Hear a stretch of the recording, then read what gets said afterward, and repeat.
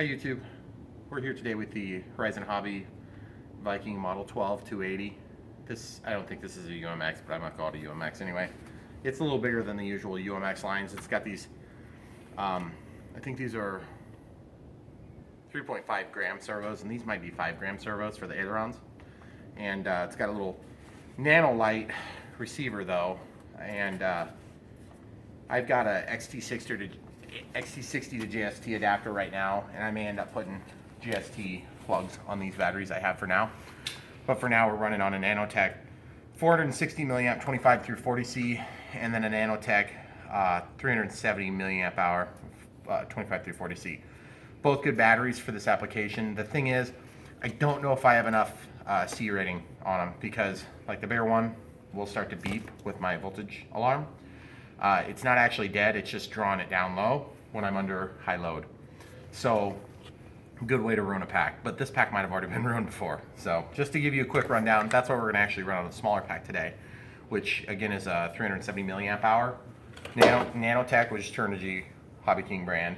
And it's, of course, a 3-cell. And I actually put an XT60 on there for another project here just like a few weeks ago before I got this plane, and it actually receives a JST. I believe, in fact, this battery came with a JST, so whatever. It's not that big a deal. Just want to tell you about that real quick. Got the DX18 bound up. Regular mode, 3D mode. I think they call it precision mode and then 3D mode, which is confusing. Really, it's regular flight mode and then it's 3D mode. So real quick, throttle cuts on.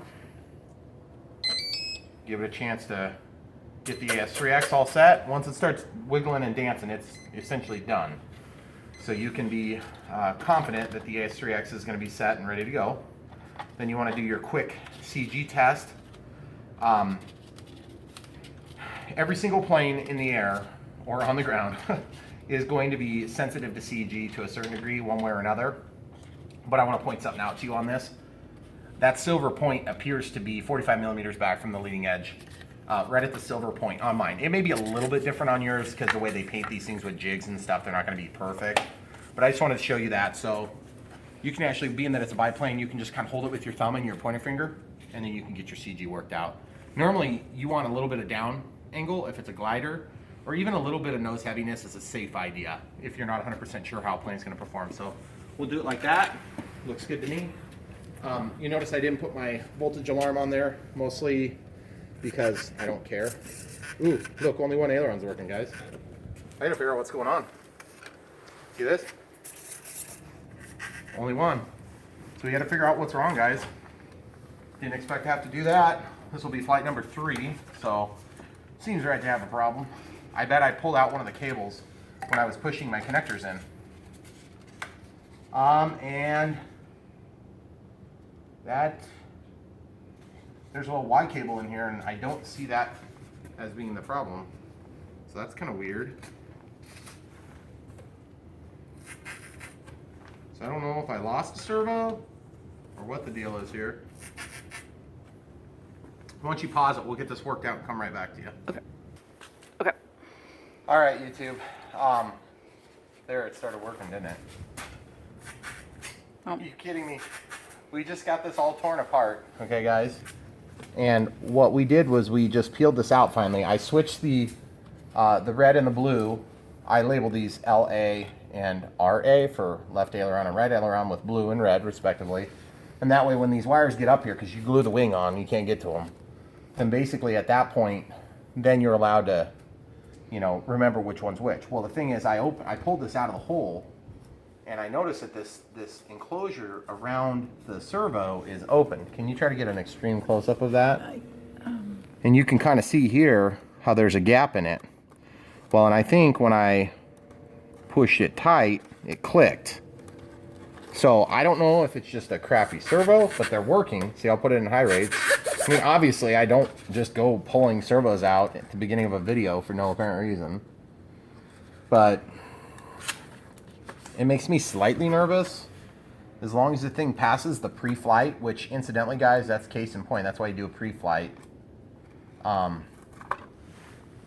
But let's see if it works now. I think my temporary solution is going to look like this. I'm going to put one piece of tape over it to hold it in place, and then we'll get the flight in. So we'll pause it. Okay. Okay, guys, we got our one good piece of packing tape cut and covered over that servo, and final control surface test passes. Elevator, rudder, everything passes, so we should be good now. We'll go ahead and get a flight in. I did put my voltage alarm in because it's been sitting for a little bit.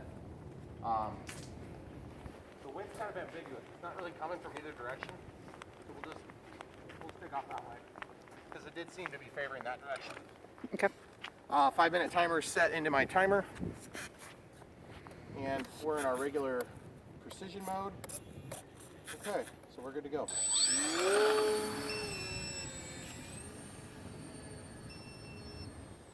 This is precision mode, guys.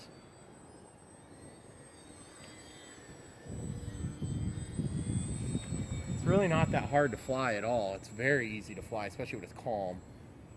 Okay, here we go. 3D mode coming. Jeez, that is crazy.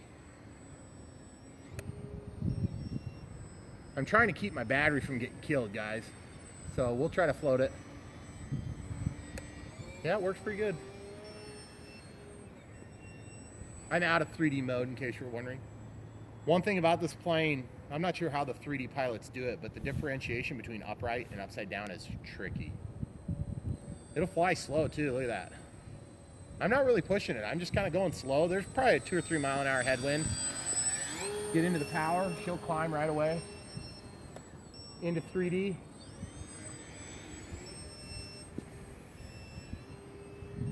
Hammerhead's good.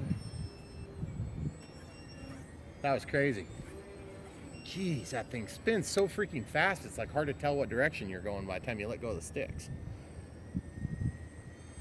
Which sounds ambiguously like a complaint, I realize. But I promise you it's not.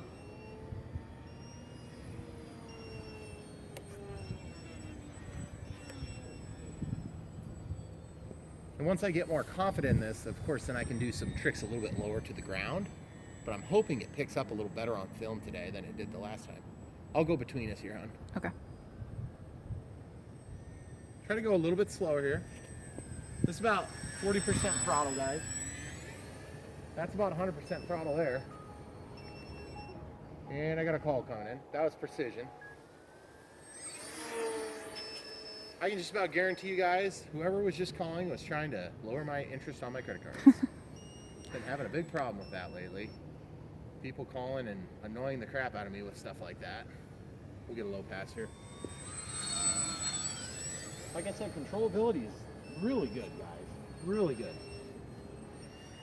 I'm in 3D mode now. Jeez, those aileron throws are just insane, guys.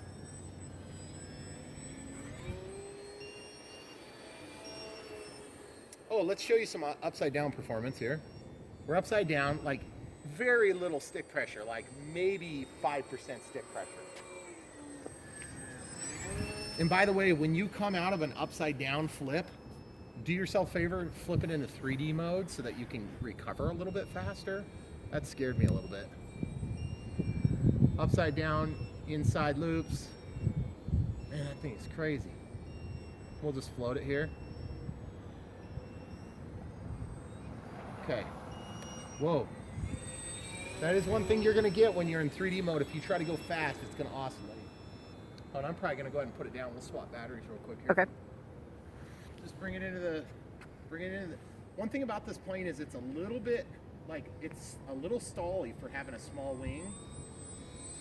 You got to really fly it into the ground because it will just go and go and go and then it's done. Throttle cuts on. I get 1:28 left on the timer.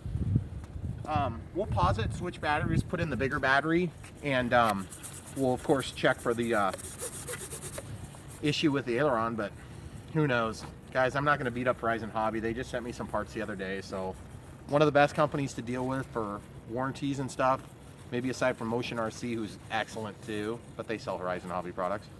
Anyway, we'll switch batteries, keep watching. Yep, go ahead. Okay guys, I think I may have figured out what happened to the aileron. After plugging in my battery, the second battery to switch when we're between flights here, I noticed that this aileron stopped working, but I had a failure of AS3X initiation. It's possible that the AS3X was freaking out. But now that I think of it, it's on a Y cable, so they would have both stopped. So who knows? Maybe it'll stop in flight and you guys get to watch it crash. But either way, thanks for watching. We're gonna pause it and then we'll pick it back up when I'm taking off. Okay, go ahead. All right, guys. Here goes nothing. It's quiet. Yeah, it is. Oh, no. The neighbors don't mind? My neighbors are pretty awesome. I've got one neighbor that's not crazy about it. Especially with by not flying over her house. So that beeping you hear is my voltage alarm. But my expectation is that I'm probably gonna have to land it on. This one's not doing as well as it had done. I'm not sure if maybe this 3S is just crappy, but it's my 460 milliamp. I'll go into 3D for just a second here. Oh, does he spin around? Guys, it's really easy to float this plane. We'll just land it. So that's pretty much it for that. Sorry guys, I hope that gets you a better flight. My hopes are to get some more batteries ordered and then we can do a proper flight and get you a full 6 or 7 minute flight. But cool plane. Hope I can figure out what's going on with the left aileron. Thanks for watching.